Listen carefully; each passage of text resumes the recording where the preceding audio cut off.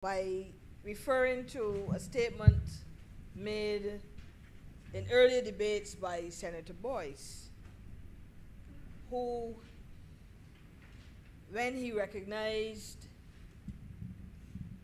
the intention of certain bills and the overall purpose of those bills, he would often remark, "This is good legislation."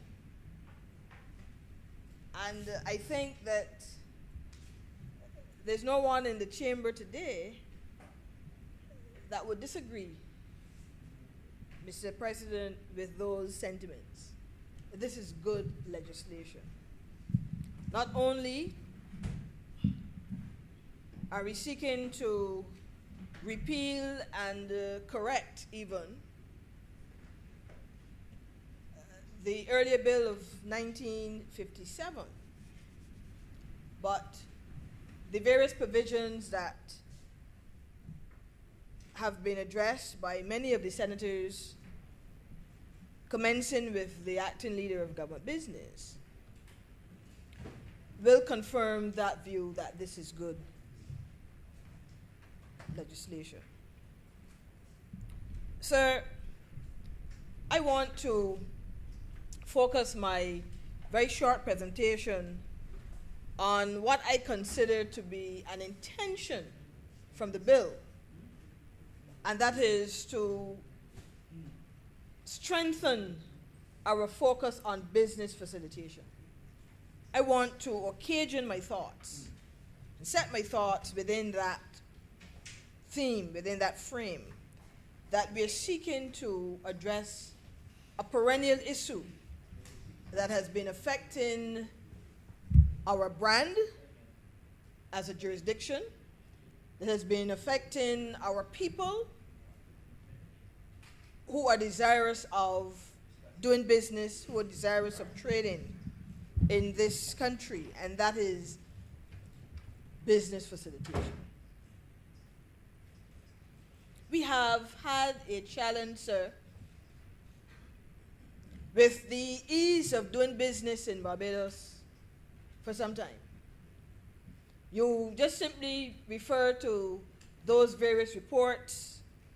Mr. President, you will see that Barbados had what I call an unenviable position of peaking at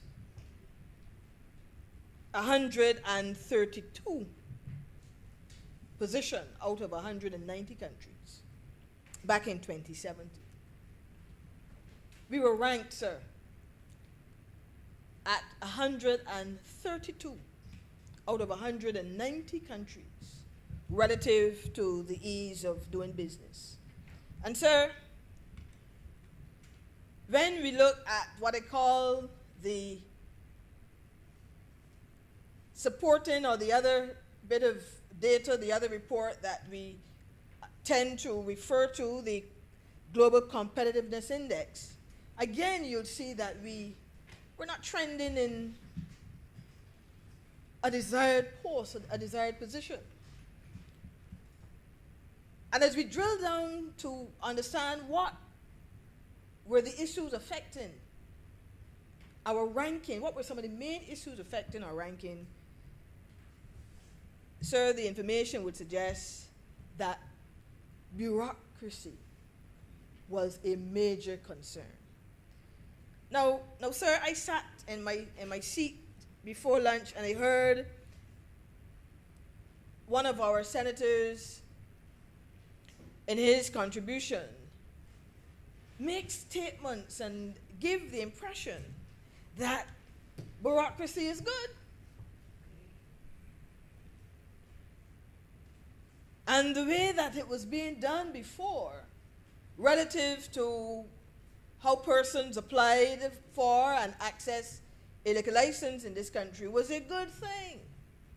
Sir, I want to distance myself from such comments and to suggest that in this highly competitive global environment within which we operate as a jurisdiction and within which we encourage our private sector to operate within which we encourage foreign direct investment to help with our overall development, that bureaucracy cannot be a good thing.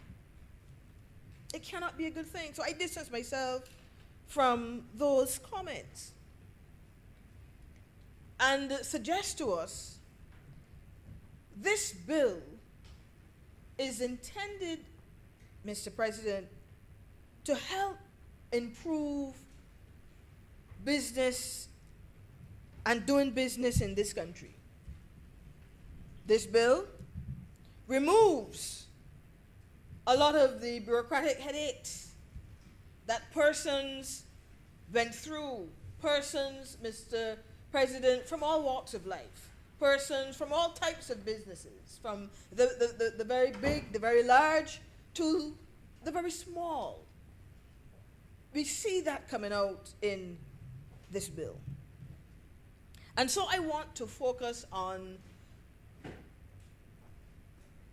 what the research suggests are the benefits of business licensing tools and government services. The fact, sir, that there's a body of research out there in the National Trade Center and several others who would have done research on the benefits of licensing tools. How can these tools help with the discharge and the delivery of government services? Because I think, as I read the bill, as I looked at the bill, as I understood the intention, Mr. President, behind the amendments today, that this is the desire of government to improve overall the delivery of government services through the introduction of critical business licensing tools. And as I said, there's a body of research out there that supports this. And so there are 4 key points, Mr. President, that the research would suggest to us represent those benefits to a country, represent those benefits to government and the society overall. And the first one that the research suggests to us, Mr. President, is the ability to improve the customer experience overall. This is the first one. The ability to improve the customer experience overall. It is said that a modern business licensing system should make all services accessible, putting everything online, from the initial application to fee calculations, and even to the notification, Mr. President, of the process for the applicant. And as we heard from the leader of government business this morning, that is in essence what has been done. That the technical team that worked on this particular process was able to remove this now from the applicant going to the magistrate's court, the applicant having, Mr. President, to consider, dependent on the location of the particular event that they want to have, which court that they go to, having now, Mr. President, not wasting time, as it were, to go and stand in long lines and having to wait inordinately lengthy periods of time, that they can now complete this process online.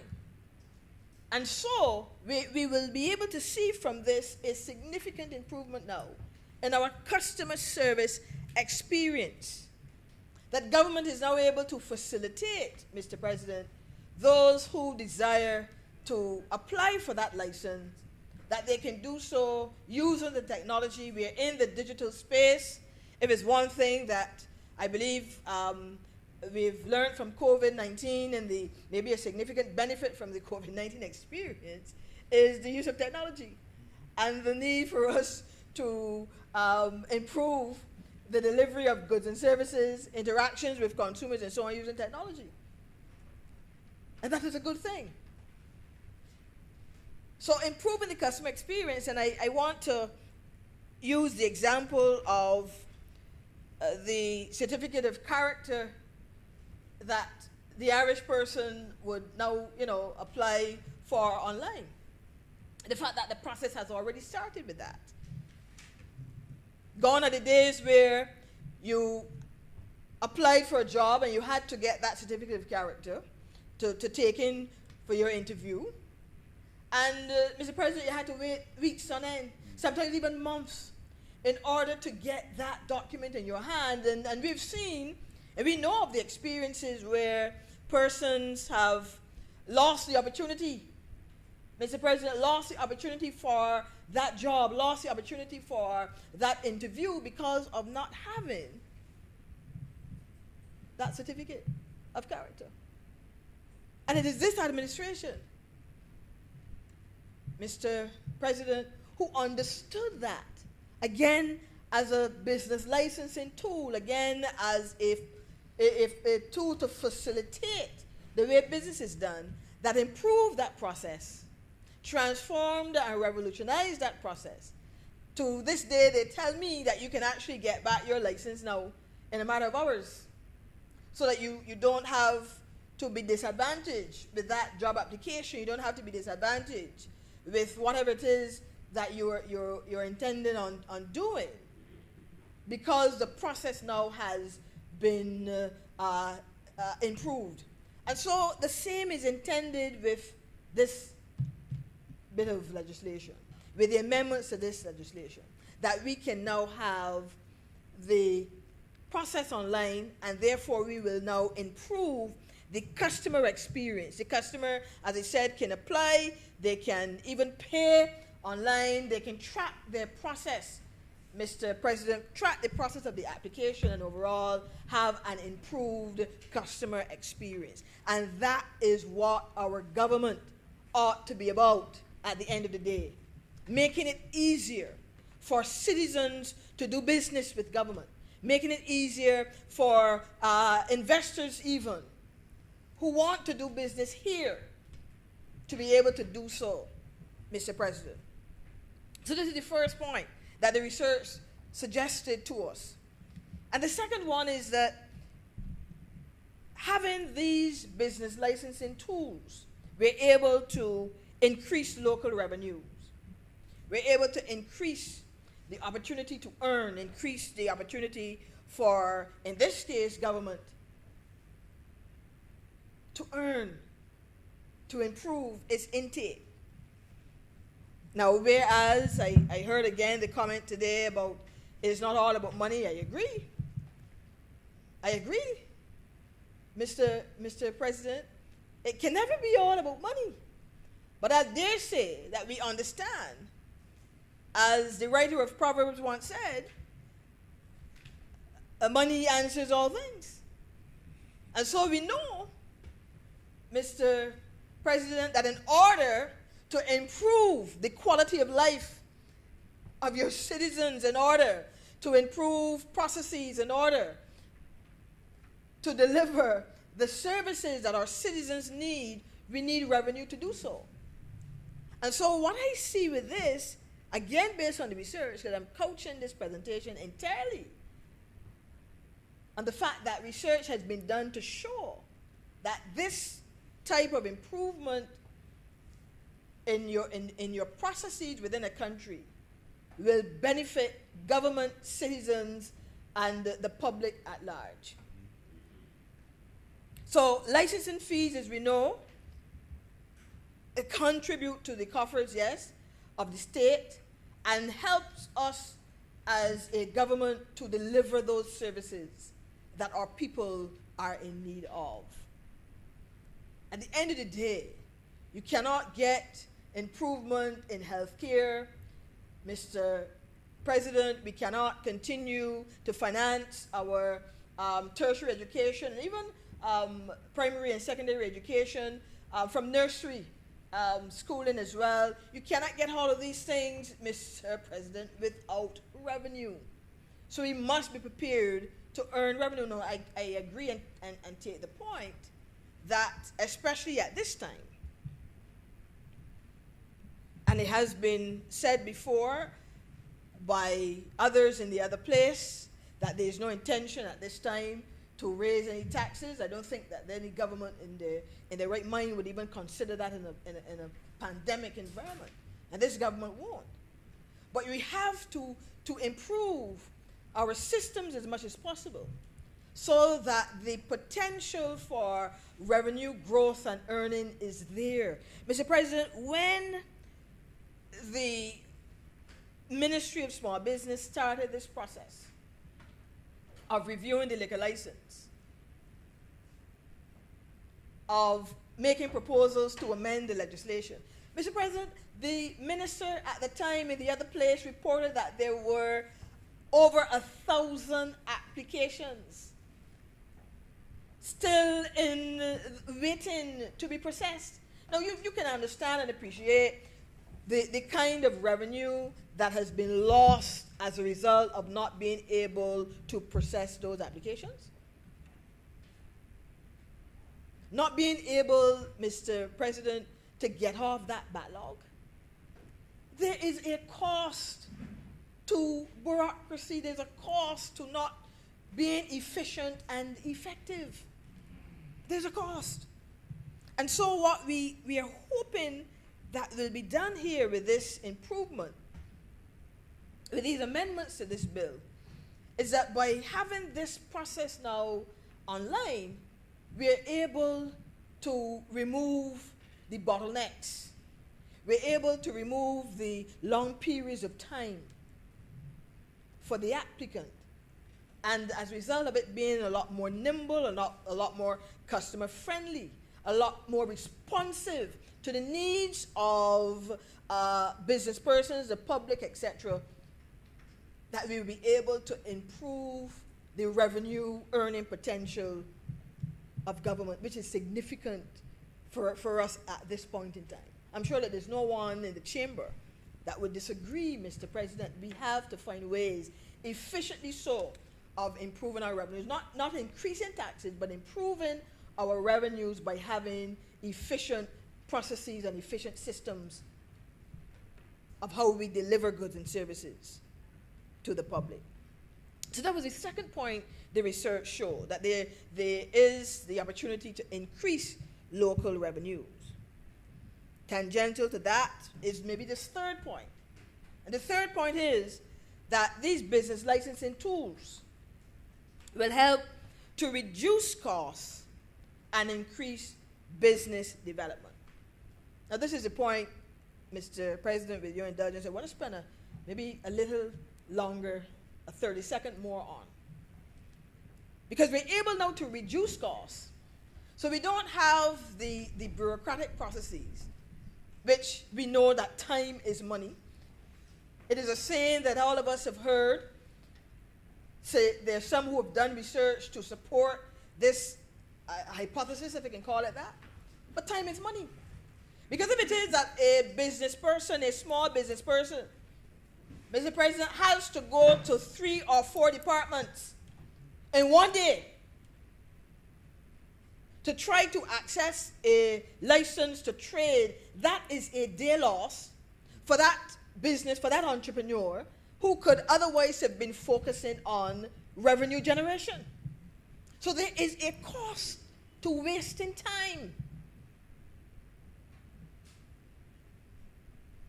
It is not just a cost, in my view, and based again on the data, for government itself, but it is a cost to those consumers, the public now, who is desirous of accessing that service being delivered by government.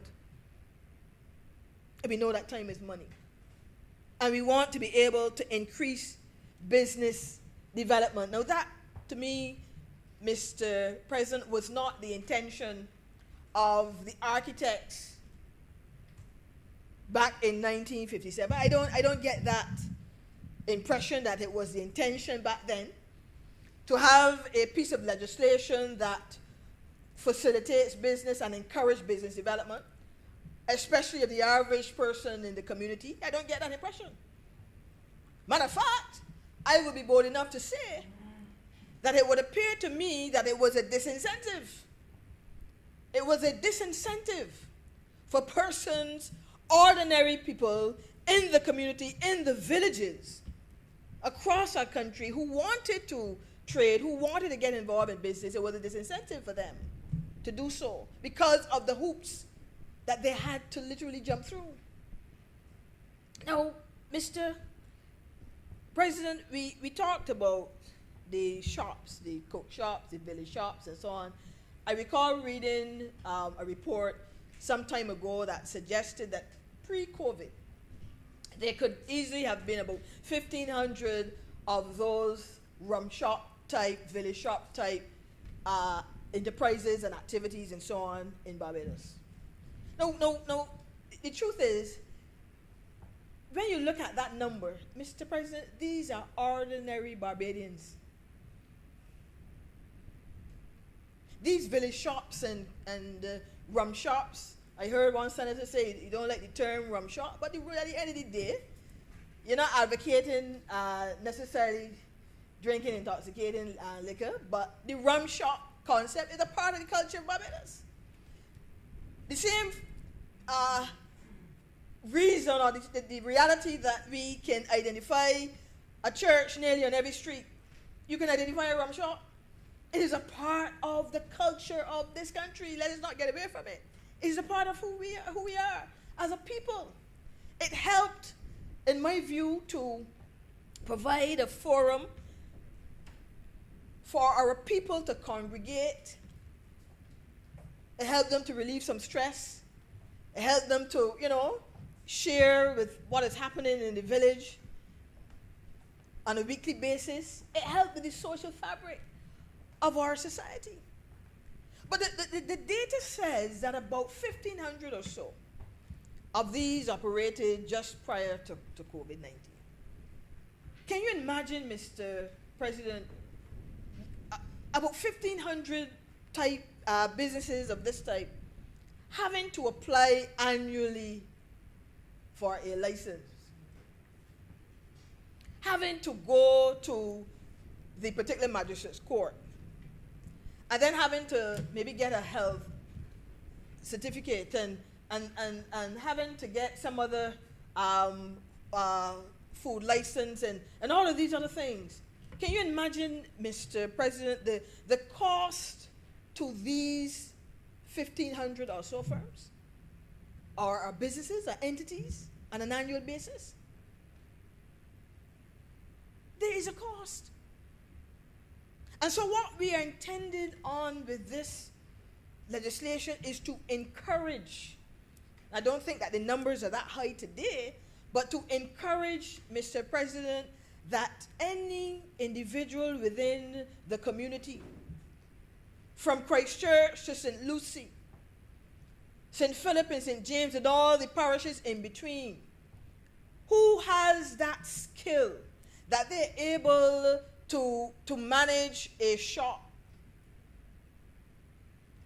that they're able, Mr. President, to provide a need based on the demand, what their consumers, their customers in the village, in the community suggest that they need relative to food and drink and so on. Any of those who at this time are desirous of so doing, that they can, because we have a facility that is easily accessible. It is not intimidating to them.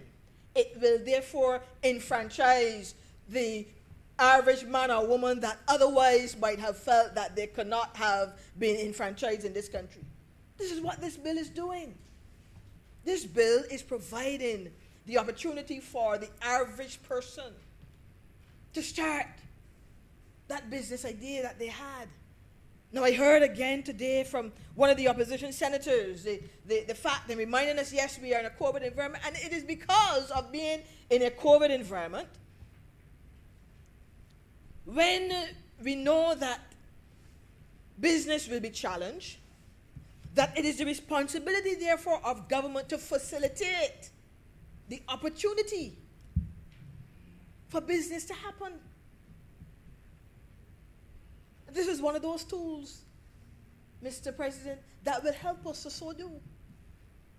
I believe that strongly. So we're reducing costs we are increasing business development and increasing business activity. The data says that with modern tools like this one, we're able to remove the unnecessary hours spent in processing applications, where we can obviously take staff, for example, who would have been otherwise engaged in those menial tasks and rechannel their efforts into higher level activity. Because you have a more technologically driven way now of getting it done. And this is what we want to see, Mr. President.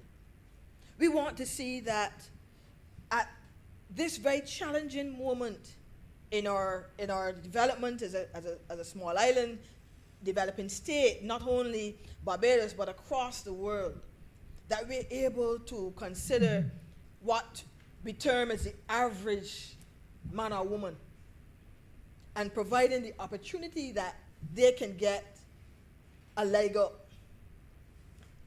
I don't believe, Mr. President, I'll say here now in handouts, really, I don't. But I believe in giving people a hand up, if you will, a leg up. And so those that have the shops and those that seek to maximize and to capitalize on the various festivals and events and so on, you think benefits? Who are the people that benefit, Mr. President, from our various festivals, the Crop Over Festival and all the other activities? Who benefit from these? I'm sure when the economists collect the data and analyze, you'll see that there's a multiplier effect across the country where a lot of small enterprising people are the ones who are able to organize activities, organize events and so on, and benefit from this process. So we are encouraging business development. We are encouraging enterprise development and enterprise activity as a result of making it easier and simpler for persons to access the licenses needed to trade. And finally, in this third point, we also have to consider those that would apply for the license to be able to export. Mr. President, those that would be exporting our rum,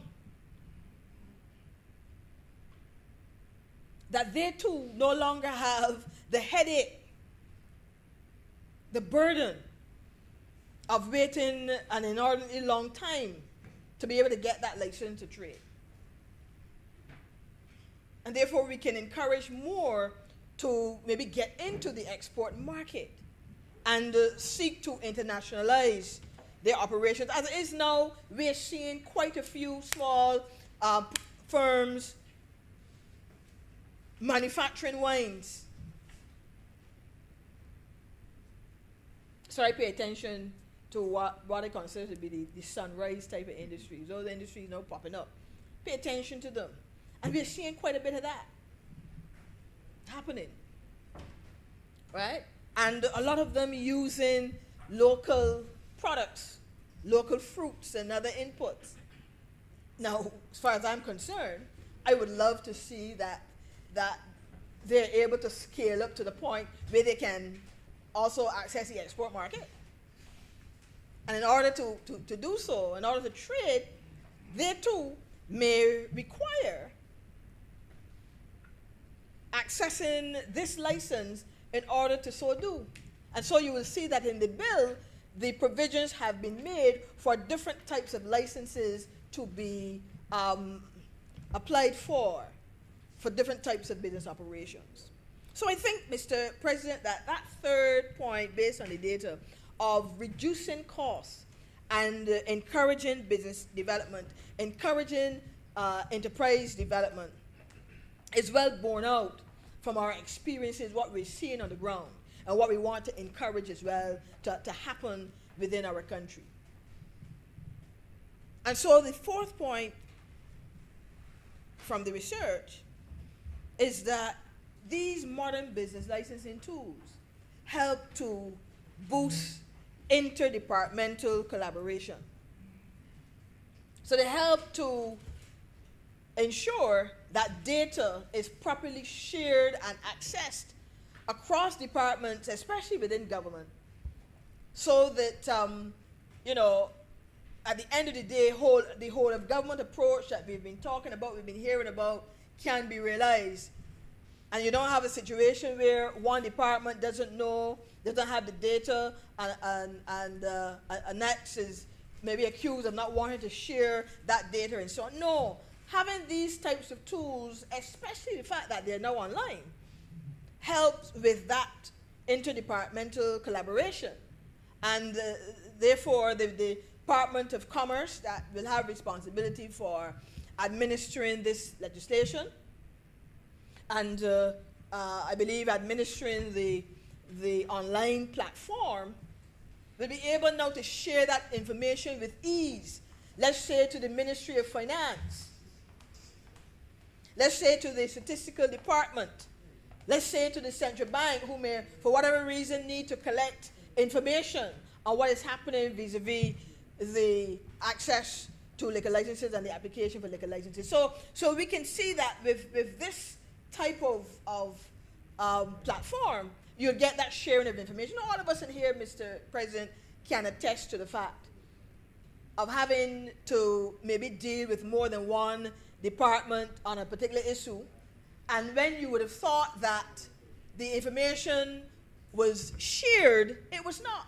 And you have then to leave one department, give all your information, fill out all the forms there, and then go to another, and you say, but I did that already at Department X. And say, no, you got to do it again here. And you have to stand up and you got to fill out that form again, or forms again, and provide the same kind of information again to another department.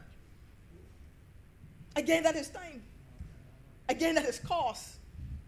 It is frustrating. It is a cost not only physically, but it can be a cost mentally, because, it is really frustrating. But the important point here is these tools help with that interdepartmental collaboration. And I am pleased, therefore, Mr. President, that the fact that we're able to adopt these platforms and these processes as a government, that over a period of time, we should begin to see now a more efficiently functioning civil service, a more efficiently functioning government system. And that has, Mr. President, the potential to make sure that as a country, we will, over a period, now begin to improve our rankings in these international reports, assessments, and so on. So that as we have begun to move in this administration, when it came into office, recognizing, as I began, I'll conclude, that the ease of doing business was so high, started a process. And so we've been able to move a few notches down, and we are at 128 at last count. And we are working, Mr. President, to continue to improve those numbers so that we become a more competitive jurisdiction. That is what it's about. Our citizens are enfranchised. Our brand as a jurisdiction, as a state, Mr. President, has improved. We are a lot more competitive. That when it comes to FDI, when it comes to those who want to do business with us, and they look at that data, that they will be encouraged to so do, and that the experience then is borne out when they do come to do business with us. So I think, Mr. President, that this is a positive move. This is a step in the right direction towards ensuring that we become a more efficiently and competitively run state. I therefore applaud the efforts at bringing this particular amendment to us at this time. And Mr. President, I give it my wholehearted support. I'm obliged to you, sir. Thank you very much, Senator Dr. Holder. Senator Nurse.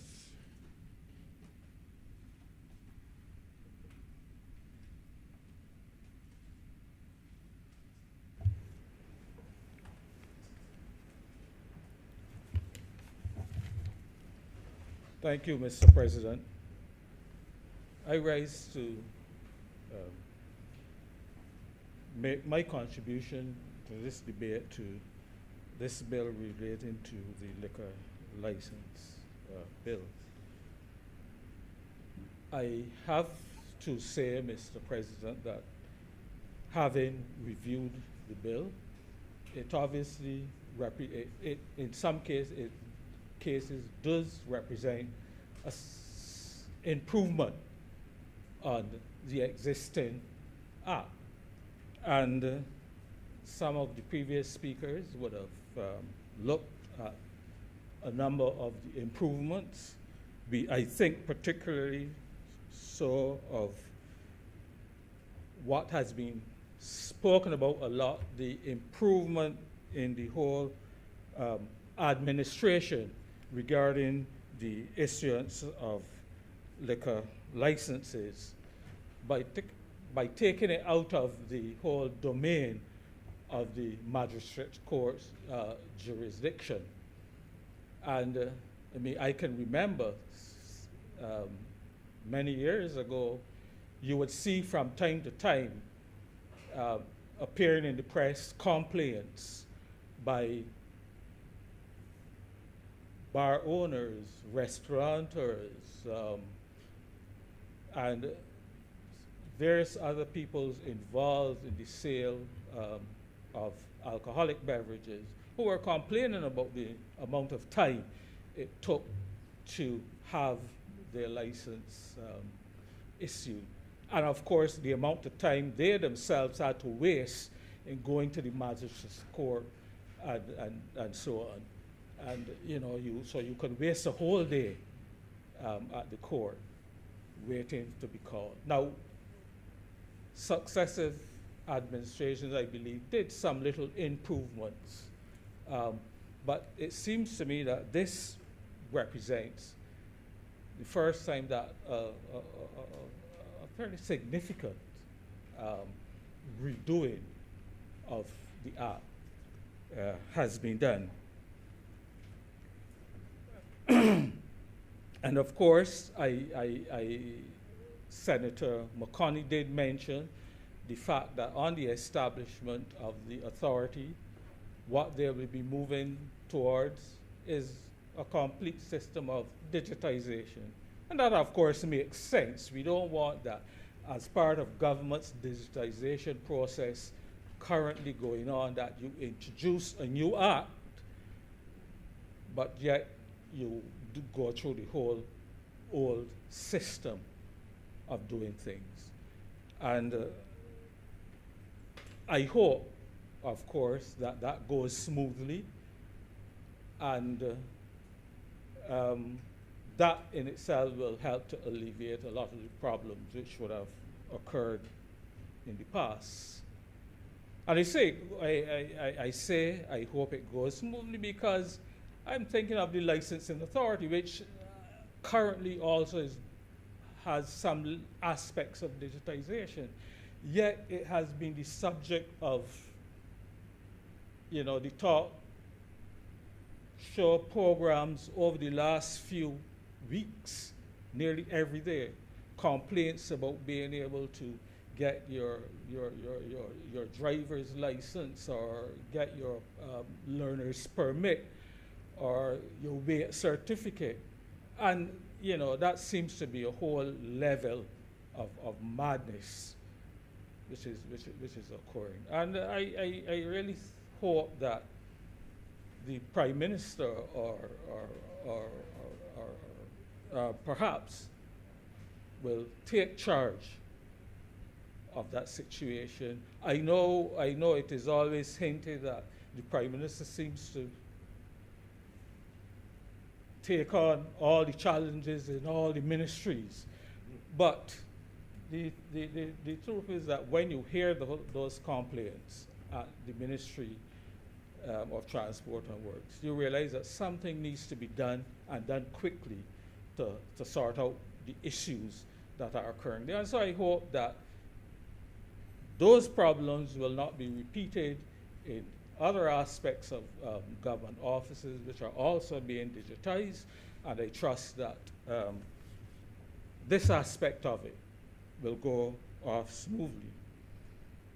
And of course, Mr. President, mention has been made by, I believe, all of the speakers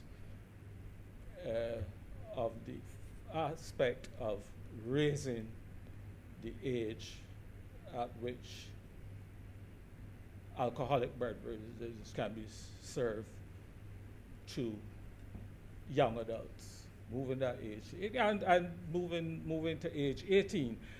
And Senator Greenidge, I spent a lot of time explaining the importance of that age 18.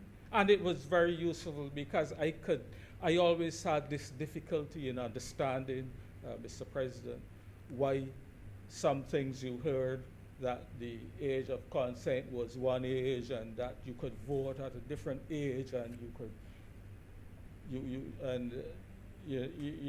so I got a lot out of that process that Senator Greenidge did go through in his presentation. So there's some positive aspects, I think, and improvements to the bill. As an individual who would have come out of the the private sector, Mr. President, I well understand that this would be welcomed by the business community. It is frustrating. It's frustrating when you have to deal with government departments, and I don't want to belabor or to beat up on any particular government department because I understand and I know that it is not always as simple as it seems to be. But I make that point because this bill is, I think it is looking to be able to issue licenses within a very short period of time. I believe it's like 7 days, if memory serves me. And while we would like to see business being speeded up to that level of efficiency, I'm just wondering if, and I'm hoping that we're not throwing out, that government would not be throwing out some of the aspects which occurred under the old Act, and which probably was some of the part of the reason why it took so long to issue the licenses. And I'm thinking of perhaps things like due diligence and so on that the police department used to do. I remember, and I think I'm right here, where when you applied for a license, you had to go to the police, you had to go to the District A, I think it was, the police, and you got the application forms and so on, and then you started out that process, and the police would visit the premises, and they would do their investigations and so on. I believe you also had to submit certificates of character and so on. So to make sure that you were not ending up issuing license to people of ill repute, and that at least we were trying to ensure that those people with such a heavy responsibility of selling alcoholic beverages were people who were responsible and people who would ensure that they don't, for example, sell beverages to intoxicated people or to minors or for whatever.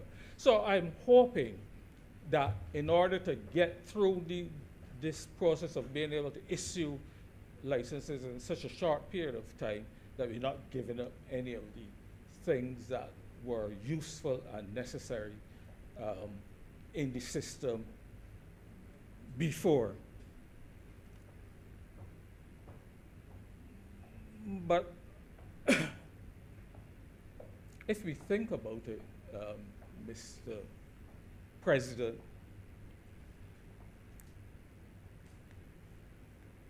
there are some ugly aspects involved in the whole consumption of alcoholic beverages. Now, this bill is not for this purpose, obviously, but I want to raise these issues because when we look at the whole process involved in this manufacture and use and sale of alcoholic beverages, we have to remember what consequences can occur, what bad consequences can occur. Government, of course, gets a significant amount of revenue in terms of excise taxes from the manufacture and sale of alcohol. Collect VAT taxes that will be collected, when the product is sold at retail level or in bars or whatever.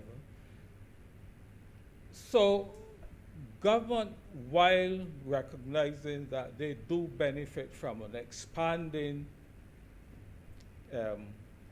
industry which uses alcoholic beverages, I think it is important for government, as well as the manufacturers of these alcoholic products, the wholesalers, the retailers, all the other people who are involved, has to recognize that a tremendous responsibility also rests on their shoulders to ensure that we minimize the bad effects and the harm which can occur from abuse of alcoholic beverages. Otherwise, consumption can come at a significant abuse, and consumption can come at a significant cost to government and to the entire community. And I believe we could look at the costs related to premature death, the costs related to disabilities, the costs related to health, various health issues that can arise from the overuse, from the abuse of alcoholic beverages. And one of the issues that I wanted to speak on and to touch on is the cost which could be associated with the impact of alcohol on violence, including domestic violence, Mr. President. And I was fairly recently, there was an article by Dr. Trevor Shepard appearing in the Nation newspaper of April the 29th, 2021, and it was titled "The Ugly Side of the Rum Tale." And I would suggest that every one of us in here, when we have a moment, it would be good to go back and read that letter. It was written as a letter to the editor, but to read that letter. And it started out by recognizing that in the same newspaper a few days earlier, a particular distiller was advertising the fact that they had rebranded and reintroduced a new alcoholic, a new rum. And the master blender is reported as having indicated that she was so happy and so joyful at this news rum because she could remember the days when her family drank this rum and enjoyed it. And it was brilliant. It was brilliant. But Dr. Shepherd then went on to indicate what he said was what he called the ugly side of alcoholic beverage consumption.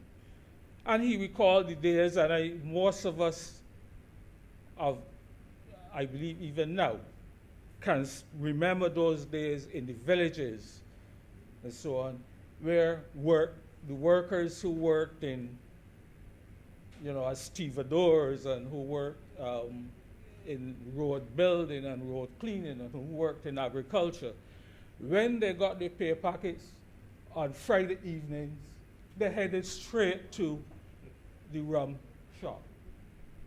And Dr. Shepherd, of course, pointed out that it affected his family directly because he remembered one time when his aunt's husband came home drunk and for no reason he broke his aunt's 2 hands.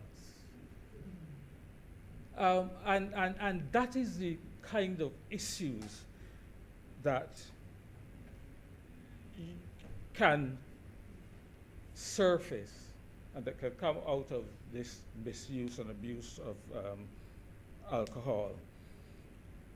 And of course, he said that what his aunt often did was to send him early before he got too inebriated and to bring the husband home.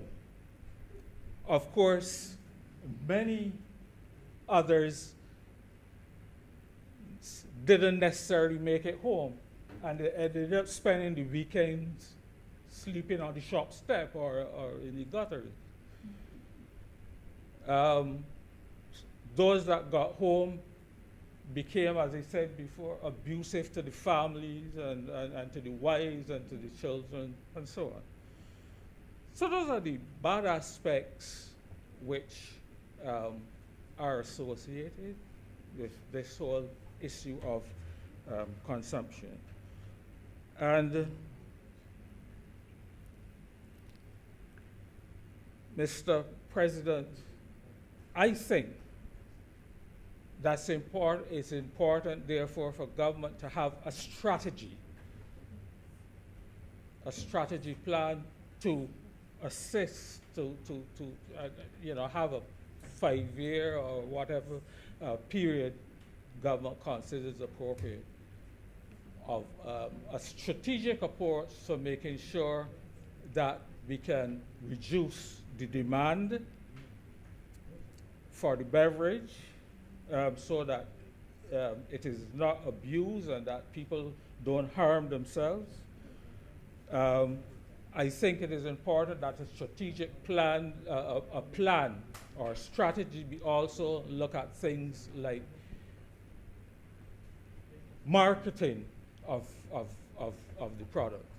I remember years ago, for example, when you would see those lovely cigarette ads And again, as Dr. Shepard, I think, did mention in this article, he said, you know, you saw the young girls sitting around with the handsome young men, and the men smoking these cigarettes, and, you know, the young girls inhaling all this wonderful smoke.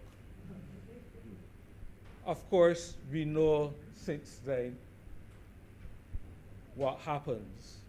And a lot of work was done in order to reduce the demand for cigarettes. I hardly see people, you know, around these days smoking. Now, obviously, there's legislation which prevents smoking in public places and so on. And that has been a success story of tobacco. Now, I'm not suggesting that it will happen with alcohol. I don't think that you will see any significant reduction. But what we would like to see, and what I think we wish, is that there is a more responsible use and of these various products, Mr. President. And also, in that strategy, I would really like to see some research, some serious research done. For example, the correlation between alcoholic abuse and domestic violence, and domestic abuse, for example. What are the relationships? What is the relationship between young people who are exposed to those types of situations, how it is impacting on them in their young lives and as they become young adults. So I think that an overall strategy program to look at these issues, to put measures in place to control them, particularly things like, as I said, like the marketing of the products, making sure that marketing of alcoholic beverages and so on is limited and it's not targeted, you know, very heavily towards the young adults, for example.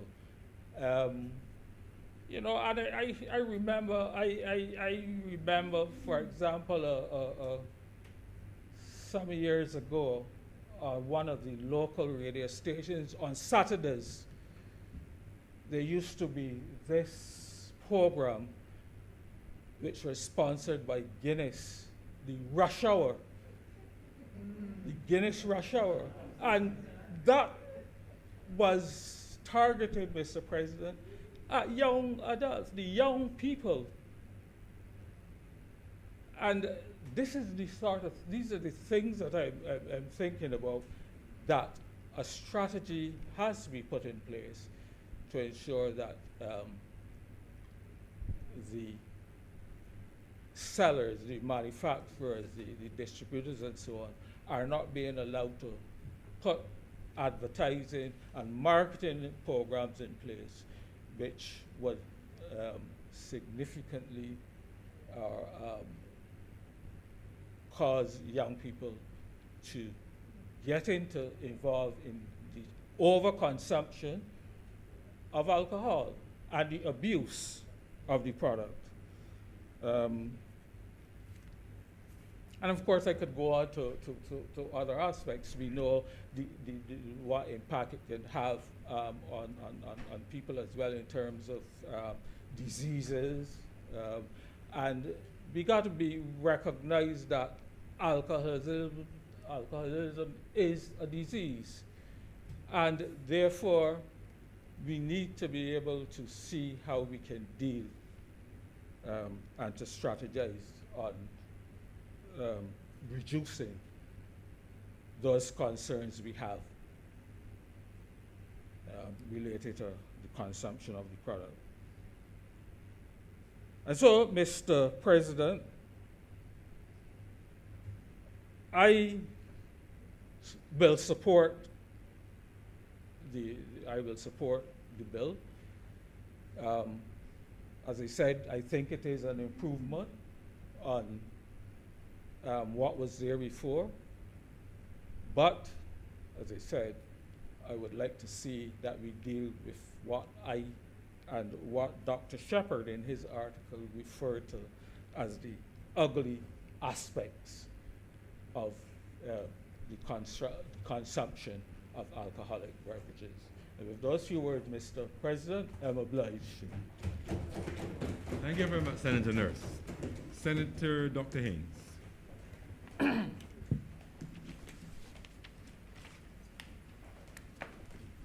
Good afternoon, Mr. President and colleagues.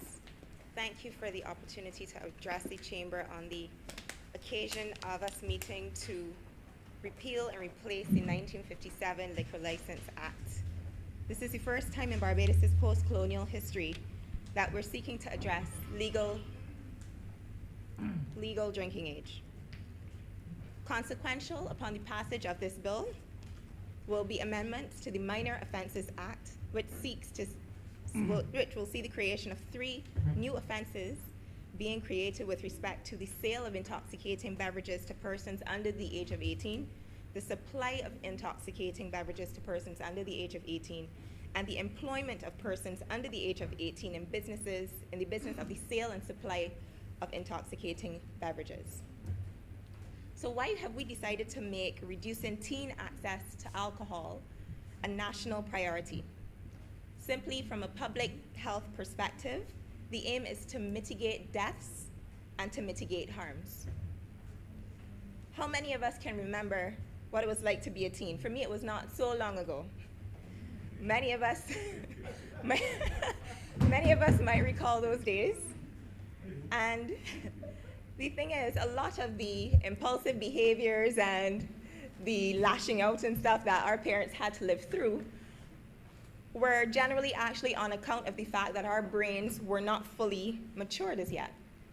Senator Greenidge, during the course of his presentation, made reference to the fact that there's no magic in the age of 16. The truth is there's no magic to the age of 18 either, because as far as we see it in medicine, the transition from childhood to adulthood is less of a dichotomy and more of a continuum. The human brain is not fully developed till about 25 years old. And I'm not making a case today for us to raise the drinking age to 25. I'm not trying to get cursed. But one of the funny things is it seems like car rental companies actually, because you can't actually sign to hire a car until you're 25 years old. So it seems like car rental companies figure this one out even before the neuroscientists did. The reason for this is that no matter how well a teen performs, whether it's at CXC or CAPE level, ultimately they're still short on things like judgment and being rational and being able to make those kinds of choices. And one of the main reasons is that an area of the brain called the prefrontal cortex, which is generally the part of the brain that adults use to process information, is responsible for the greater levels of judgment and awareness, whereas teens rely on a part of the brain called the amygdala, which is more responsible for being emotional, being impulsive, and being more high risk and sensation seeking. So imagine naturally having this neurodevelopmental predisposition to having impaired judgment, and then adding an intoxicating fuel to the fire. That's one of the reasons that we're here today, because we understand that generally young adults, adolescents, and children are not neurodevelopmentally in a place where they're capable already. They're already compromised in terms of decision-making capacity. They tend to be more emotional, more erratic, and then you're adding something that will further impair their ability. So that's one of the main reasons that we're seeking to deal with this particular part of the legislation.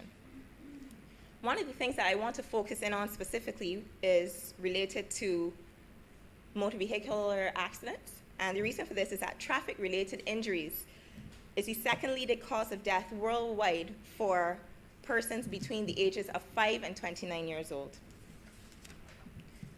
The sad thing is that in large part, traffic-related accidents are largely preventable and predictable. Drinking alcohol before driving increases crash risks among teens compared with older drivers, even when they have the same blood alcohol level. One of the things that the United States saw in the 1970s and 1980s prior to the enactment of their National Drinking Age Act was something called blood borders. Because imagine, you have a large continent with separate states, and at that time, each state was determining what their drinking age would be. And what was happening is that teenagers and young adults were leaving states that had higher drinking ages to go into neighboring states with lower drinking ages on weekends. And what was happening when they tried to make the commute back on the Friday night or the Saturday night, some catastrophic and horrific car accidents were happening, and they were seeing an increased loss of life. One of the parents of one of the victims founded a lobbying group called Mothers Against Drunk Driving, and they actually ended up influencing the Reagan administration to implement the National Minimum Drinking Act of 1984. 4 years subsequent to the passage of that act, the United States General Accounting Office conducted a study which revealed that youth drinking was reduced by 24%. Youth driving after drinking, was also reduced, and alcohol-related traffic accidents among youth were also reduced. So I decided to look for something in contrast to that, and what I found was that in 1999, New Zealand actually made the decision to reduce their drinking age from the age of 20 to the age of 18. What did they see? A significant increase in drinking among 16 to 19-year-olds, and also a rise in traffic-related accidents among that same demographic. Furthermore, there's an impact on cognitive, perceptive, and motor skills that leads to death and injury from other types of accidents, including burns, drownings, falls, self-inflicted injuries, and we cannot forget the increased vulnerability to coercive sexual activity and sexual assaults. What we must also not forget is that outside of the immediate intoxicating effects of alcohol, there are longer-term impacts on the anatomy and physiology of the human brain. One of the parts of the brain is called the hippocampus, and it's responsible for learning and memory. The hippocampus is especially susceptible to alcohol exposure, and one of the lasting impacts that we found is that the hippocampus is actually smaller in people who have initiated alcohol use earlier on and have also drank more heavily. So they also have a longer-term impact in terms of their ability to learn new information and also their ability to store new memories. So where would we expect to see the dysfunction or the disruption? Behavioral problems, school performance, hobbies, and even their ability to learn new skills like driving. It may also impact your ability to learn new things for the rest of your life. I won't get into all of the medical things, but it can also impact your heart, causing arrhythmias, causing cardiomyopathies, pancreatitis, alcoholic liver cirrhosis, and all of these other things. Senator Greenidge, during his presentation, also made reference to the era of prohibition in the 1920s, where the 18th Amendment saw the banning of the sale of alcohol, and he correctly made reference to the fact that consequent to that was actually an increase in black market sale and access to alcohol, where just a few years later, they had to go back to the drawing board and reverse everything. But I decided to look for some more recent data on what has been going on. And we know that the United States has one of the highest legal drinking ages in the world at the age of 21. There are other countries with 25. There's some where alcohol consumption is banned altogether. But for the intents and purposes of this presentation, we're going to use the US as our upper limit.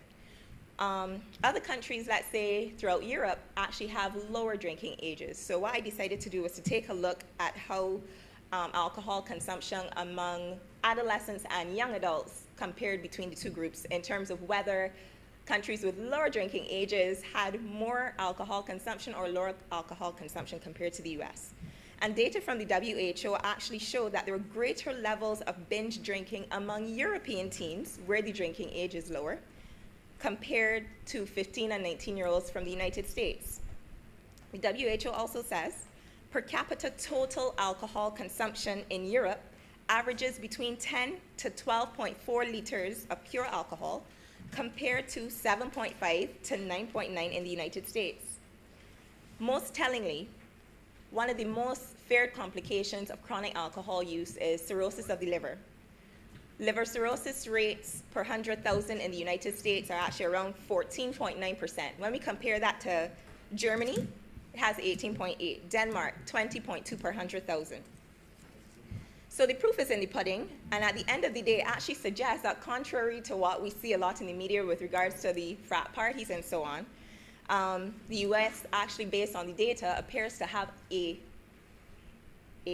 healthier drinking culture based on what the data reflects. So what we're seeing basically is that stricter alcohol policies can actually help to reduce injury and death.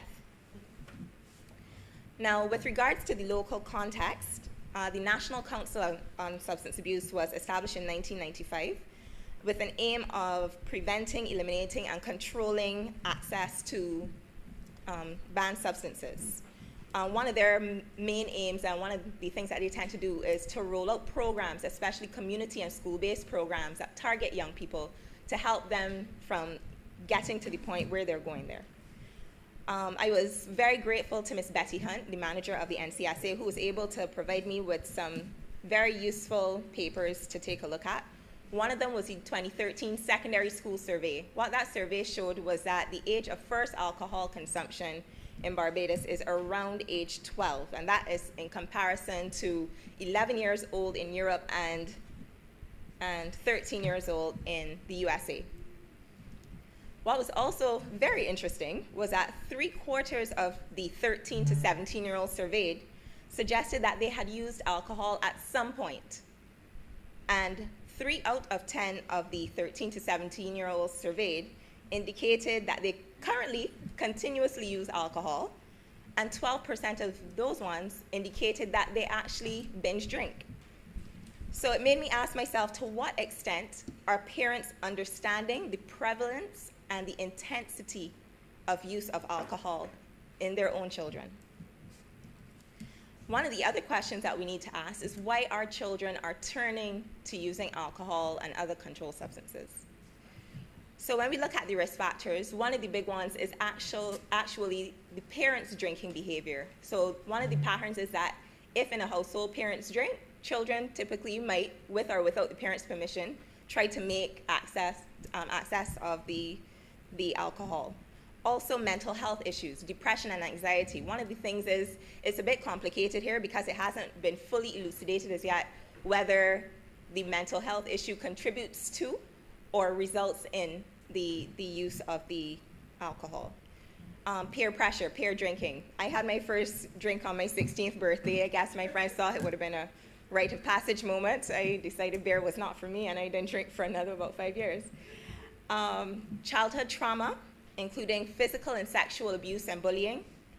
As Senator Nurse had made reference to, advertising as well is a big factor. So very valid point made there with regards to the youth population being targeted with programs like the one that you referenced to. And what I also thought of, the name of the program, Rush Hour, actually also has a road reference, which is also dangerous. So well-made point there.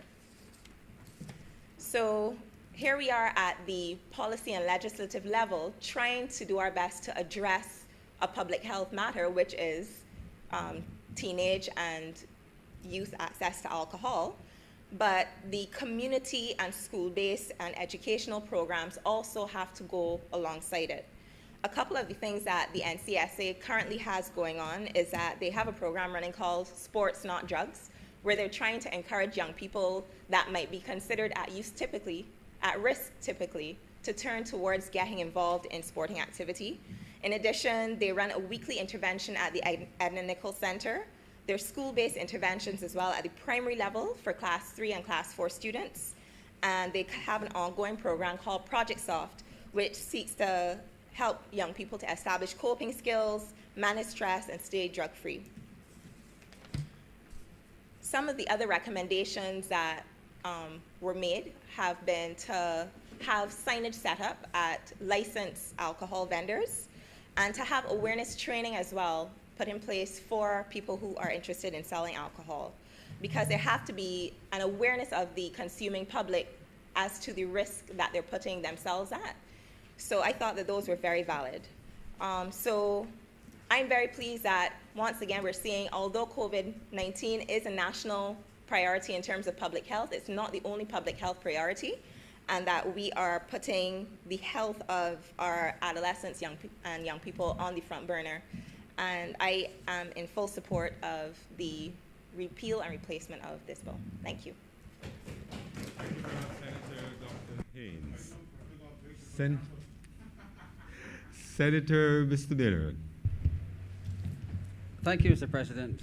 I too will be brief.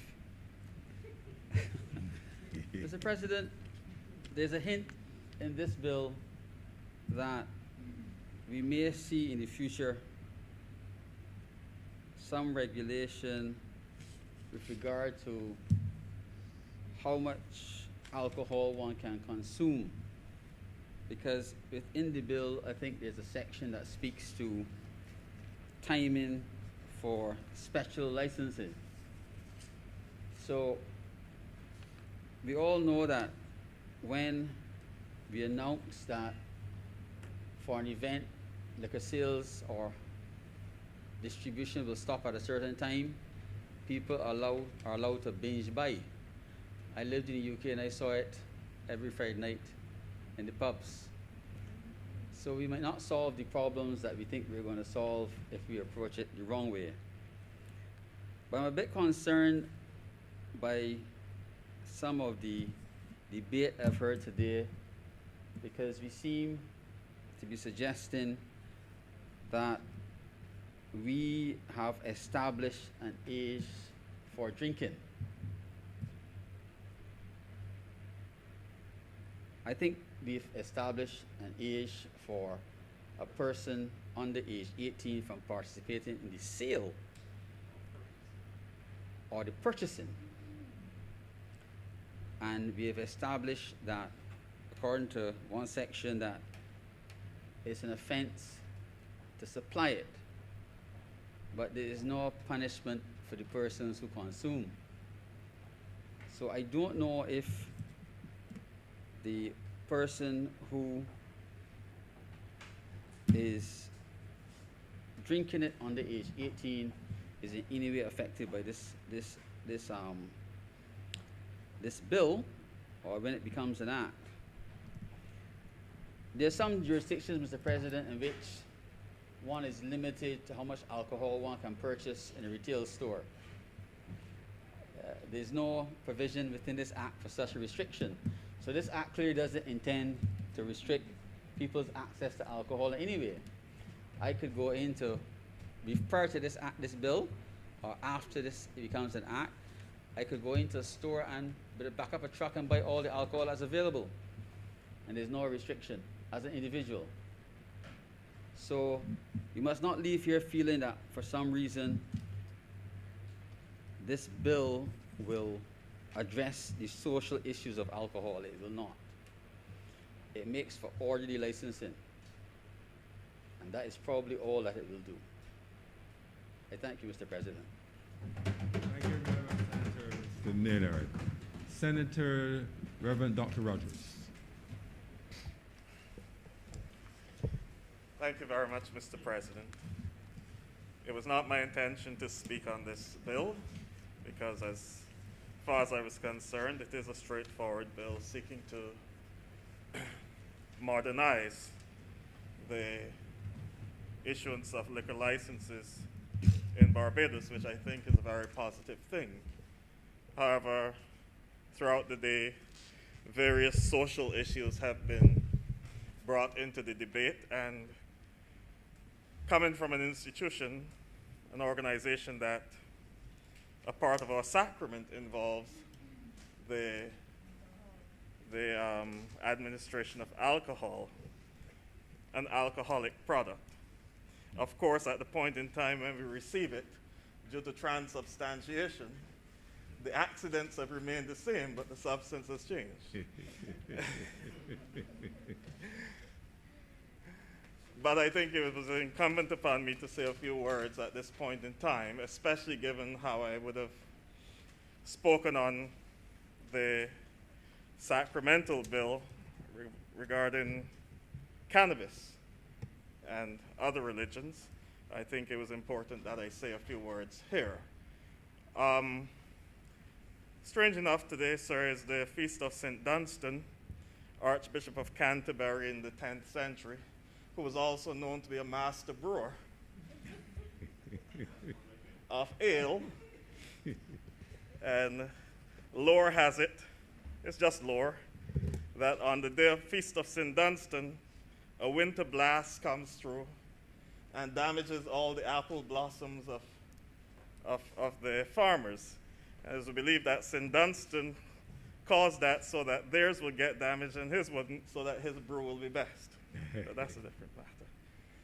What I wish to speak on more intently, sir, is the portion of the legislation that deals with minors and the responsibilities of licensees, because I think that's where some of the critical issues would lie. Let us not fool ourselves. For those of us who have grown up in village cultures, Barbados and the West Indies has a culture of rum. It's there in our popular culture. I can still hear the Mighty Sparrow singing, "Rum is macho. If it's on rum, it went, your money is well spent." Or drunk and disorderly. Or at Christmas, we hear on our radio station still, "A gallon of rum, a gallon of rum." I don't care if another Christmas come, I don't even care if Santa Claus come. These are aspects of our culture. And I believe that most little children, well, most adults who would have existed in a particular period would have been sent to the shop at some point in time as a child to collect something for their grandfather. And I'm sure if you spoke to some of them, they would tell you their grandfather didn't know what he was drinking, because he drank so much water.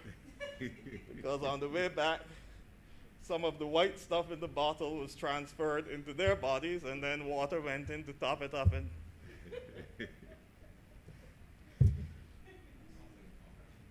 no, sir. I've heard many confessions. So I've just pointed this out, sir, to say that that was a part of our culture, but in the 21st century, we need to look seriously at what our minors are being exposed to and recognize that some of the substances are more dangerous than maybe some of us would have seen at some point in time. In fact, I do not know if there is any limit to the proof of alcohol that can be sold in our country. And so I see that there's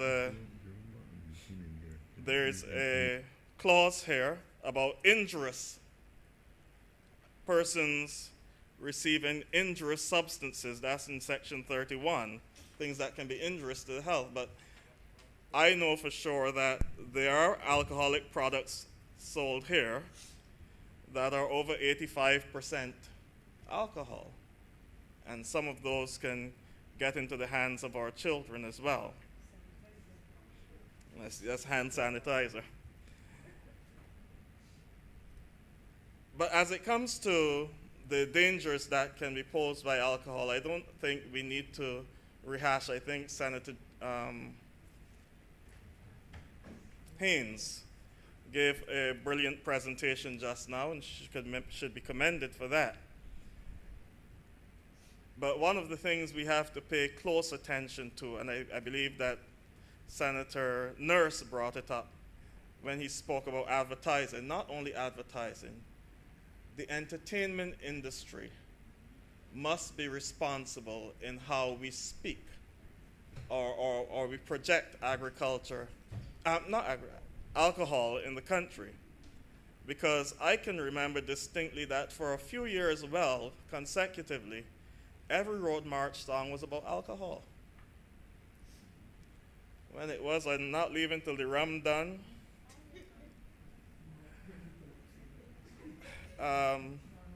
Oh, I want my rum. And time again, and these are the things that influence people and how especially what our young people respond to. Popular culture is very, very influential. And if we want to talk about the dangers of excessive use of alcohol in our country, we need to ask our entertainers to be a part of the discussion as well. Because they're the ones who have this power of influence on the minds of our young people and can get them to embrace things that perhaps they could do well to leave alone. Now, I am in no way a prude. I believe that alcohol has its place in our culture. It is a part of who we are. It's a part of our product. Just about every nation in the world produces some ale that relates to their culture. I think we know in Barbados the story about the Barbadian, Jamaican, and the Vincentian who went to a bar and they were arguing about which beer is the best and they're going to prove it. So the Jamaican ordered his Red Stripe and the Vincentian ordered Hyroon and the Bajan ordered Mauby. They asked him, what are you doing? He said, well, you all order soft drinks, so I just decided. So every culture has its own thing. So let us not fool ourselves. Our products have their place, but everything must be done responsibly, and we must encourage our people to utilize their products responsibly. And just as I would have argued for a threshold in terms of the potency of the cannabis that we would wish to have on the island, I also wish for us to regulate not only the quantity that can be accessed by persons. I'm happy to see here that licensees should not sell liquor to drunk people. But I think there should be an even clearer delineation that before they even get drunk, that there's a limit, as Senator Maynard would have pointed out. At some point in time, there's a limit to what we can consume at any given point in time, so that there is some sort of order within the society where the use of alcohol is concerned. So that is just my little bit on it, sir. I think we all are responsible in how alcohol is used within our society and how we consume it within our society. And I would encourage us to all play our part. I started out speaking about the organization of which I'm a part, and I know that some may be critical and say that why not use non-alcoholic wine. I do not know that such a thing exists, sir. And I would quote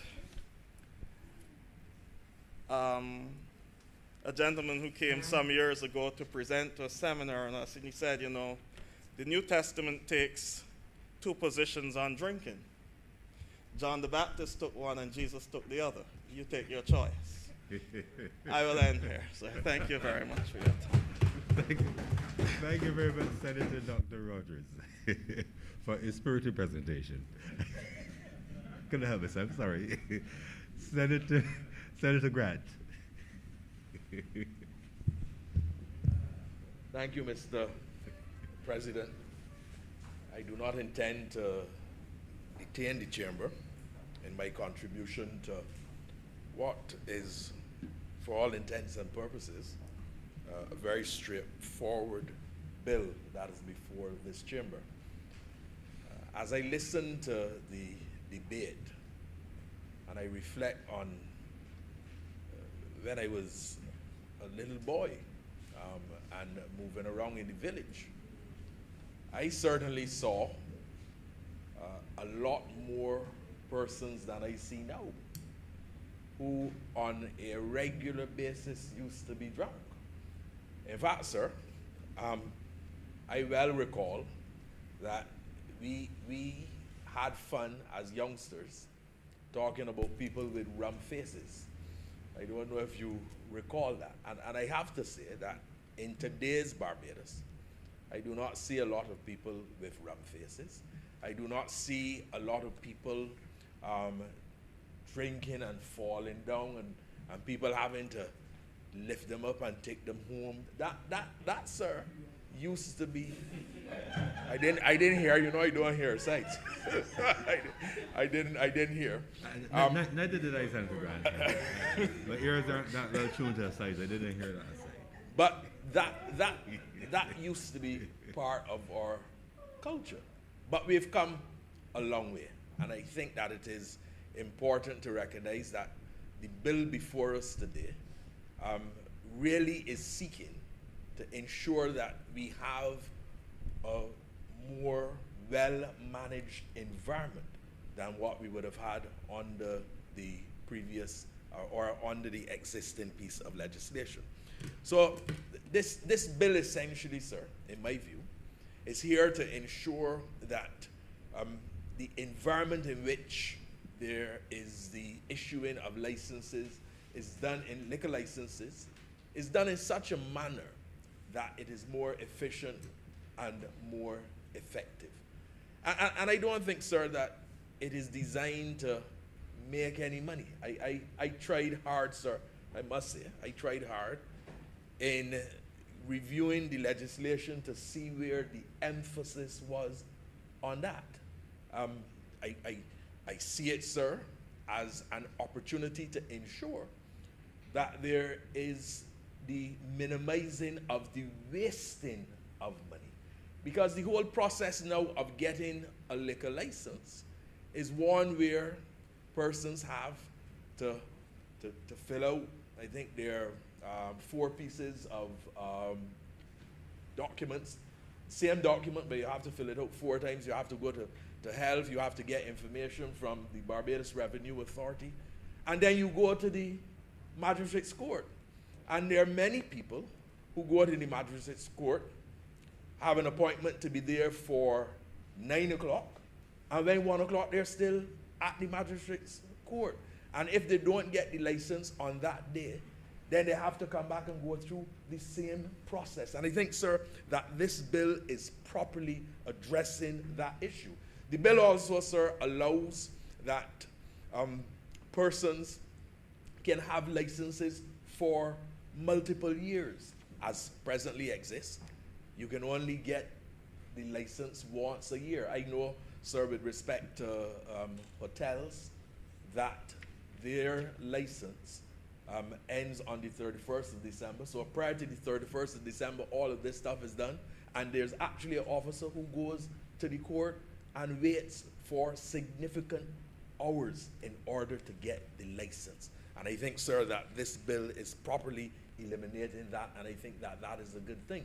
Of course, sir, I think that there are other areas as well that we have to look at to ensure that in Barbados, we bring our processes into this sanctuary, because there are too many elements that we have in terms of how government functions and in terms of what is required in relation to doing business that is still very much archaic and needs, sir, to be treated in the same manner in which this piece of legislation has been treated. And I think that that is very critical and that that is very important.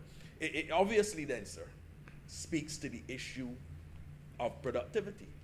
And I happened, sir, although I was not in the chamber, I happened to hear my very good friend, Senator Drakes, speak to issues of tourism. Sir, I'm not going to trespass there, but only to say that when persons are forced to spend the amount of time that they do seeking to get a license, it's not productive at all.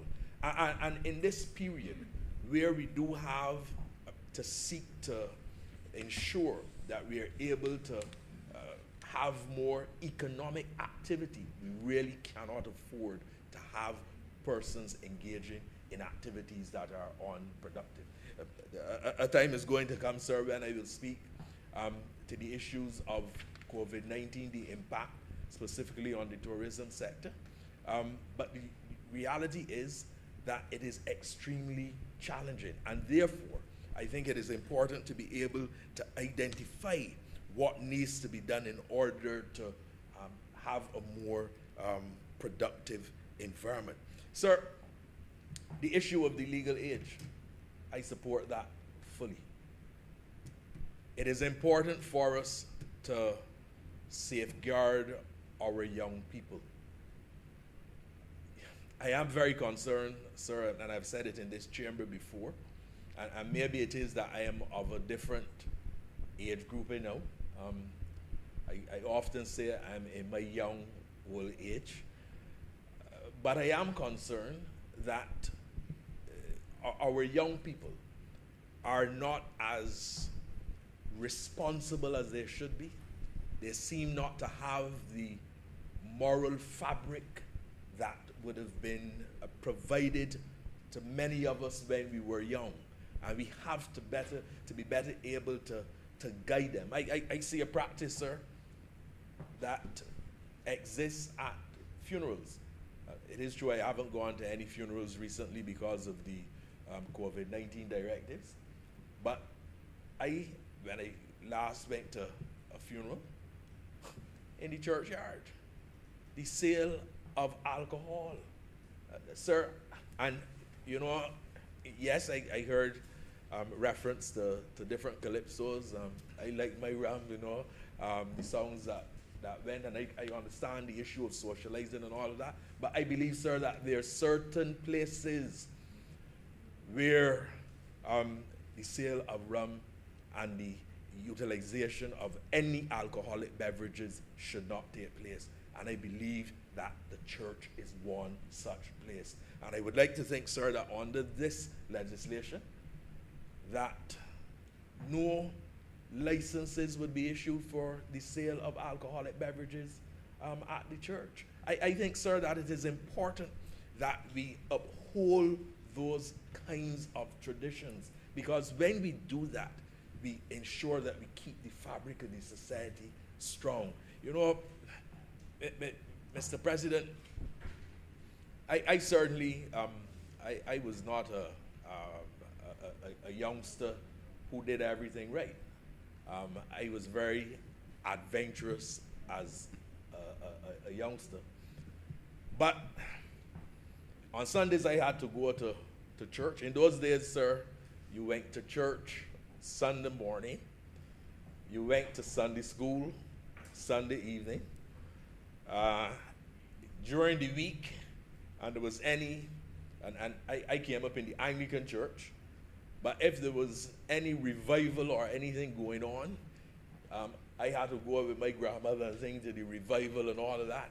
I would have said in this chamber before, I remember going to all different types of churches.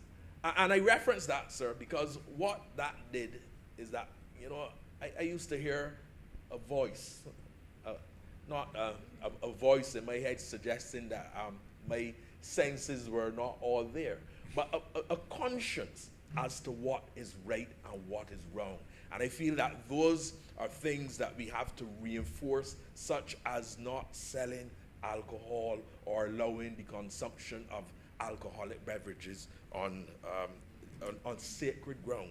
I consider that, sir, to be very critical and very important. The issue of restricting the sale and facilitating the restriction with respect to employment for persons who are below 18 years, I think that is important as well. 18, I believe, is referred to as the age of majority, and it is the age at which an individual is able to enter certain contracts. It is the age at which an individual is able to be responsible in law for themselves. And I did hear part of the contribution from the deputy president, and it is amazing. In countries, went to school in Canada, sir, university in Canada. I have a daughter, sir, in England. And I can tell you, the practice is that once you hit that age of majority, you have to fend for yourself. That is certainly not our culture here, not at all. But I do think that what we have to do is that we have to put measures in place that we are better able to protect our young people. And some will argue, as they have with respect to making their submissions to the ministry responsible for small business, that 16 is too young an age, and that persons therefore should be allowed to make that decision at age 18. And sir, I am fully in support of that. I heard the comment being made that there's no need for the legislation to be here, that you need to have consultation with respect to this piece of legislation. And you know, when that comment was made, I thought to myself, you're damned if you do, and you're damned if you don't. The truth is, sir, that I believe that there's a responsibility on the part of the government, rightfully elected by the people of Barbados, to execute functions in the best interest of Barbadians, and to seek to ensure that by the measures that they bring to this chamber, both in the other place and this place, that they are in essence improving the way of life and improving the manner in which things are done. I don't believe, Mr. President, that there can be any question whatsoever that this bill will make administration better. I don't think there's any question whatsoever, sir, that this bill will ensure that there is a tightening with respect to the provision of alcohol for young persons. I don't think, sir, that there's any question or any doubt that this bill has far greater benefits and positives than any negatives that may have been referenced during this discussion. I therefore think it is important for us, all of us, to support this piece of legislation. It's easy, you know, sir, to come in and to criticize. That's very easy. What is not as easy, though, is to be able to offer solutions and recommendations in order to properly get things done. And I say it to this chamber, sir, that by the introduction of this bill, that we are making life better. Of course, sir, there are those who engage, as has been said in this debate, in different events and activities. And the process for them to be able to get a liquor license is now a lot easier. I do support, sir, the suggestion made that we do need those who are engaged in certain activities to be able to contribute. I believe, sir, in some jurisdictions, those who are supplying alcohol do have to provide a percentage in relation to doing some social work within the community. And I think that that is something that we do have to look at, because there will be some people who will be lost when they do partake in the alcoholic beverages. Most people, sir, can have a couple drinks and it's okay. I went, sir, to university, as I said, in Canada, and I had a friend from Bermuda. And sir, when he drank a bottle of beer, when he had one bottle of beer, sir, he used to be drunk. And when he drank another half, he used to pass out. That's the realities. You know, everybody is not the same. And I think that we do have to ensure that even though we are liberal, that we do not leave those who may not have the same kind of mettle, and that we find ways to assist them. So, Mr. President, with those very few words, I want to give my support to this bill, which I consider to be very important and which I believe will be very positive and will be certainly welcomed not only by those who function within tourism, but within the general business community and by the small business operators as well. I'm grateful to you, sir. Thank you very much, Senator Grant. Are there any other contributions? Senator McConney.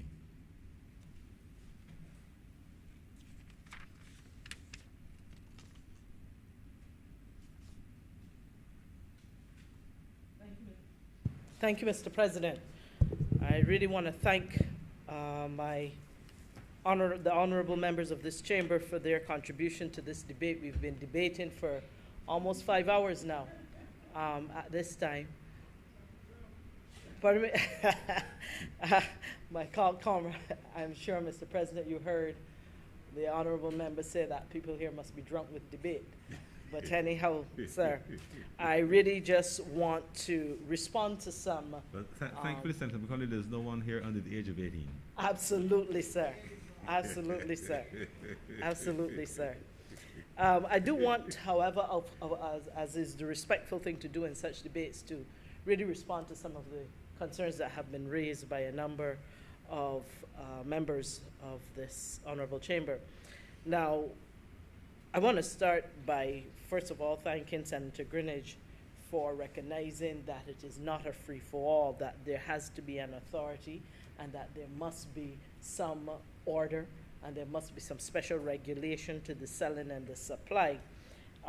And that really and truly that when he expressed his experience of going and seeing the court's time being wasted by certain types of matters, and it's important that we be able to prioritize what should go before our courts at a time when it is busy.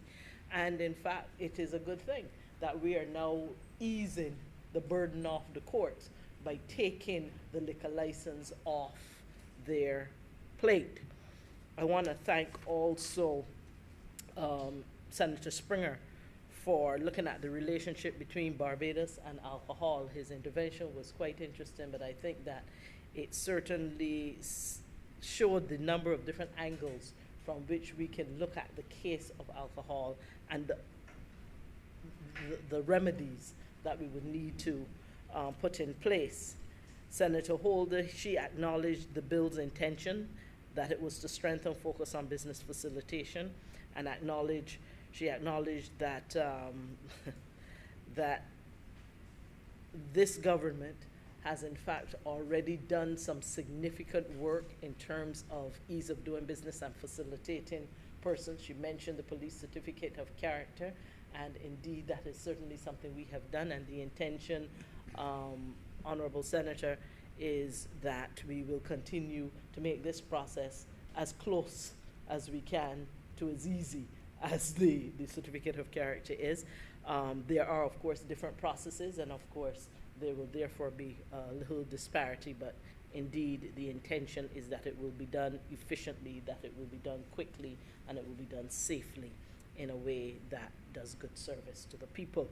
Mr. Nurse, he talked about, he certainly supported the use of technology in this process, and I want to continue to thank him. He is indeed consistent in that regard in terms of introduction of technology. He also spoke about the ugly aspects or the ugly issues around the excessive use of alcohol and the targeting of young people, and I think that there was consensus that this is something that is not particularly desirable. Senator Haynes spoke about why it matters that we set a proper drinking age, and she spoke to the effect on the brain and stages of development and behavioral impacts as it relates to alcohol.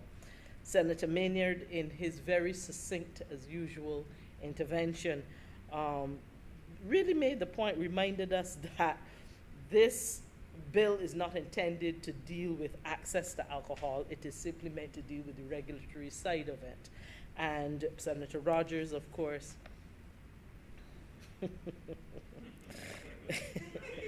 in his very light-hearted but quite profound intervention, looked at the responsibility of consumption and asked that we consider not just the potency of alcohol, but that is accessed in Barbados, but we look at the potency of a number of other substances at this time. It follows on from previous interventions. Senator Grant, of course, spoke to the liquor licenses, that it is really not for money, and that, in fact, that we need to keep the sale of alcohol out of the church. Now, I think that was an opinion, and I will let him and Senator Rogers work that out.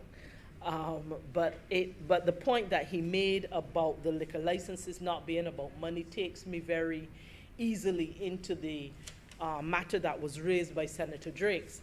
And Senator Drake spoke about revenue, and I just wanted to share with this honorable chamber, Senator Drakes, through you, Mr. President, the liquor license was never a great revenue earner for Barbados. Based on a statistic that was sent to me not long ago, I have not verified it, has been sent to me, Mr. President, was that Barbados hasn't made much over $1 million on the liquor license in any particular year.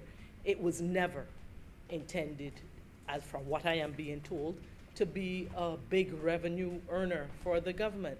And therefore, when the suggestion is made that government may be looking to use this as a way and to increase fees perhaps in order to make certain goals, I think it is unfortunate that we think that way, that every time there's an opportunity for us to make certain changes that might involve regimes that existed long before, where people were paying fees, etc., that we cast the aspersion on this government as being about looking for money. So quite frankly, I just want to clear it up for this honorable chamber that this is not about major revenue earnings for government. It never was, and it certainly, if we look at the track record from the statistics that have been given, it is not significant.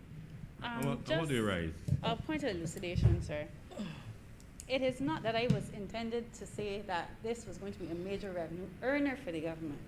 I simply stated that the revenues that were outlined in the estimates for revenues and expenditure for this year, by the government's own documentation, the revenues are expected to move from $1.6 million from the previous financial year, the last financial year, this year, to $3 million. And I was just querying if part of that increase was coming from the increase in the fees that the liquor license would incur. That is all I was asking, sir. It wasn't casting necessarily aspersions on the government, just a query regarding the increase in those revenues from the liquor license fee. Thank you, Mr. President. Thank you, Senator Drakes. Okay. Senator McConney. Thank you, Mr. President. Thank you, Senator Drakes, for clarifying that matter. Another matter that was raised was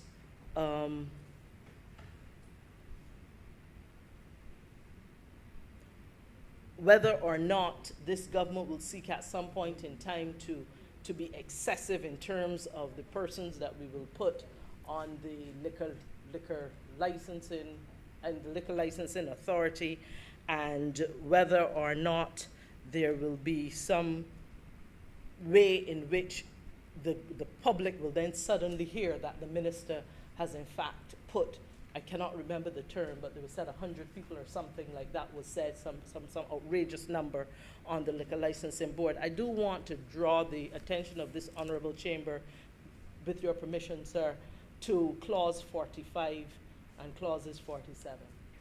The intention is that it says that the minister may make regulations, sir, and it gives 1, 2, 3, 4, 5, 6 different areas, which I will not read out necessarily to this court, and then it speaks in which regulations can be effected by the minister. And then it says that regulations made under this section, which is section 1, which has that list, are subject to negative resolution. The bottom line is, even if the minister does indeed make the regulations as is allowed under clause 41, negative resolution, as I'm sure all members in this honorable chamber knows, that has to be laid in Parliament.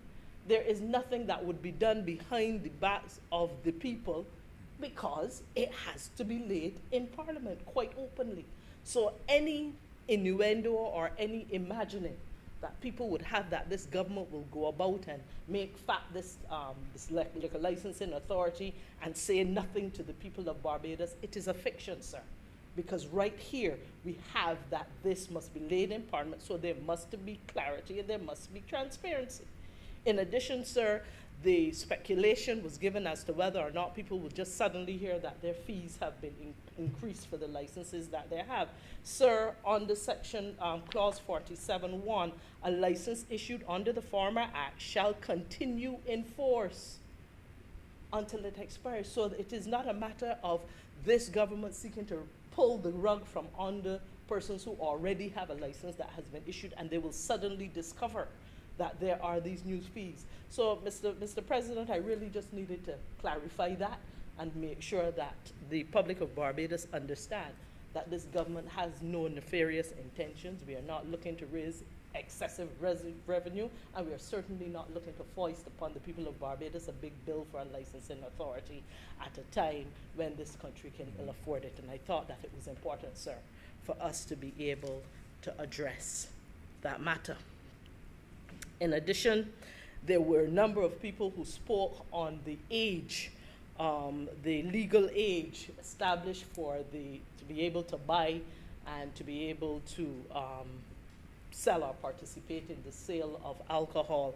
And I heard lots of excellent interventions from our honorable members here in this chamber, but I also do want to remind this honorable chamber too that the United Nations Convention on the Rights of the Child, to which Barbados is a signatory, that this age of 18 is certainly in line with that, and that indeed the Committee on the Rights of the Child, which is the monitoring body, encourages its member states to review their policies and their laws, and to ensure that to the extent possible that we establish a level of protection for children who are under the age of 18. It is therefore consistent with our international obligations and all that we work with in terms of the age that we have set of 18. Mr. President, I will not detain this chamber much longer. I simply want to reiterate that this bill is really about us meeting the expectations of the times and meeting the expectations of the people that we serve. That this bill is about the customer experience. You will see in terms of what we have done with regards to the process, and part of that customer experience is facilitation and ease of doing business. This bill, Mr. President, is about efficiency. It is about bringing structure. It's about bringing process. It's about bringing clarity and predictability to things that had previously been fuzzy with regards to this ad, and that would indeed enable us to be far more efficient and transparent in what we do. And sir, this bill is fundamentally in all that we say about regulation. It is about fair regulation, it's about transparent regulation, and it's about necessary regulation for us to manage the affairs of this country as it relates to the sale and the supply of liquor. And it is with these few words, Mr. President, that I beg to move that this bill be now read a second time. Thank you very much, Senator Connie. The question is that this bill be read a second time. Those honorable senators in favor, please say aye. Aye. Those against, please say no. Methinks the ayes have it.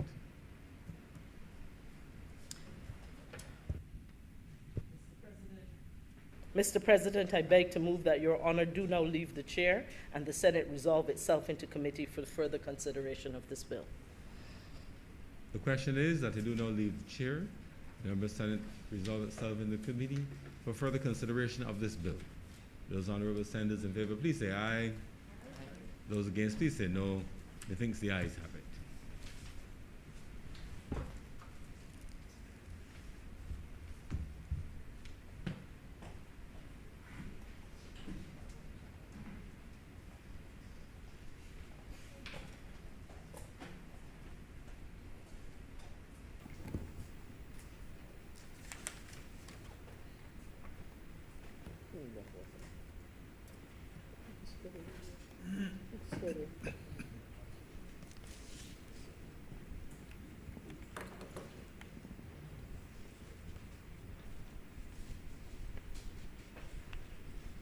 The Senate is now in committee. Parts.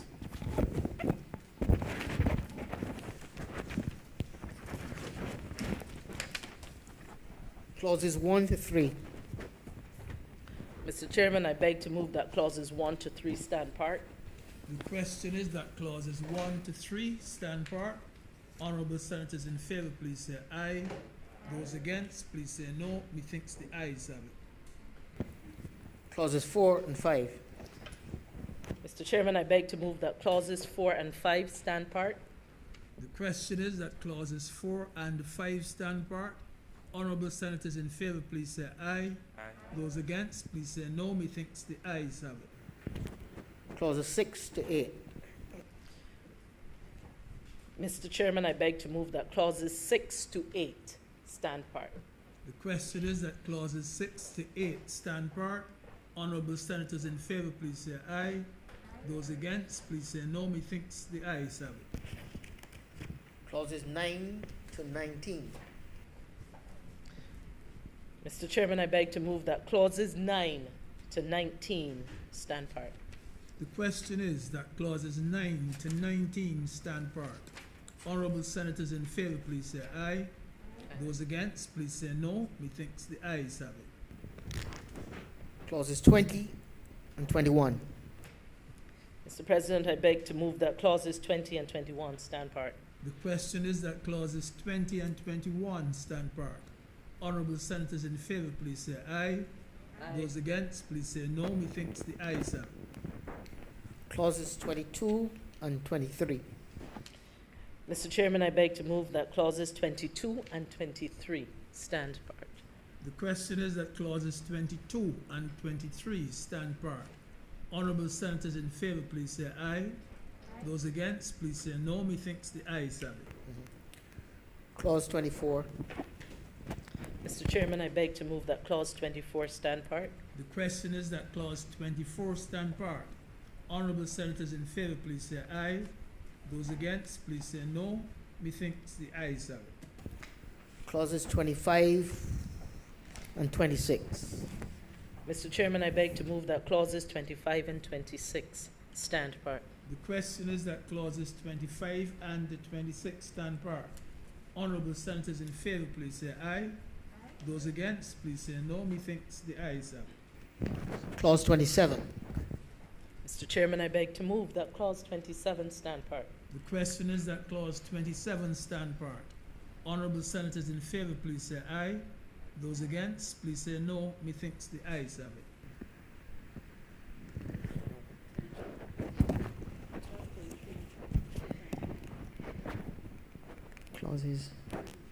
Clauses 33 to 39.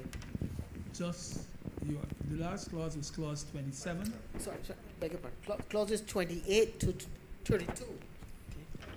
Mr. Chairman, I beg to move that clauses 28 to 32 stand part. The question is that clauses 28 to 32 stand part.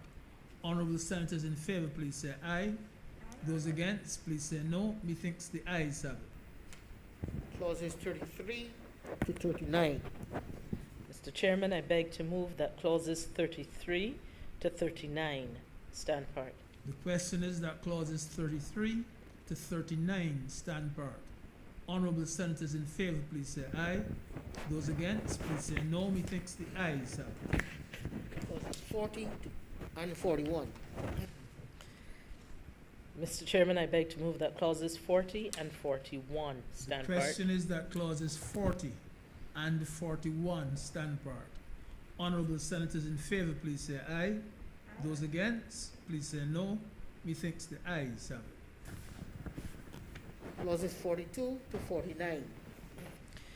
Mr. Chairman, I beg to move that clauses 42 to 49 stand part. The question is that clauses 42 to 49 stand apart. Honorable senators in favor, please say aye. Those against, please say no. Methinks the ayes have it. The schedule.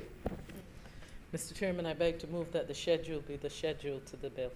The question is that the schedule be the schedule to the bill. Honorable senators in favor, please say aye. Those against, please say no. Methinks the ayes have it. Mr. Chairman, I beg to move that you do now report to His Honor the President the passing of one bill in committee. The question is that I do now report to His Honor the President the passing of one bill in committee? Honorable senators in favor, please say aye. Those against? No. Methinks the ayes have it.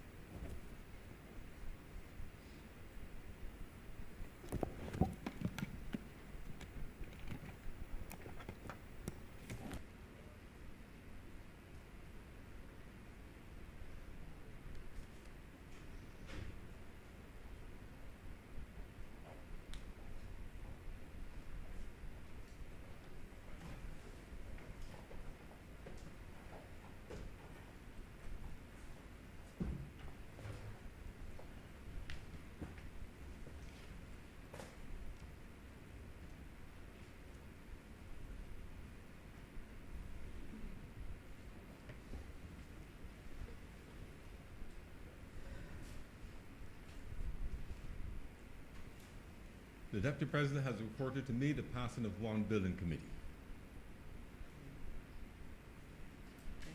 Senator McConney. Mr. President, I beg to move that this bill be read the third time. Question is that this bill be read a third time. Those honorable senators in favor, please say aye. Those against, please say no. Methinks the ayes have it. Pass. Mr. President, I beg to move that this bill do now pass and be cited as the Liquor Licenses Bill Act, the Liquor Licenses Act 2021. The question is that this bill do now pass and be cited as the Liquor Licenses Act 2021. Those honorable senators in favor, please say aye. Those against, please say no. This bill is now passed and so cited.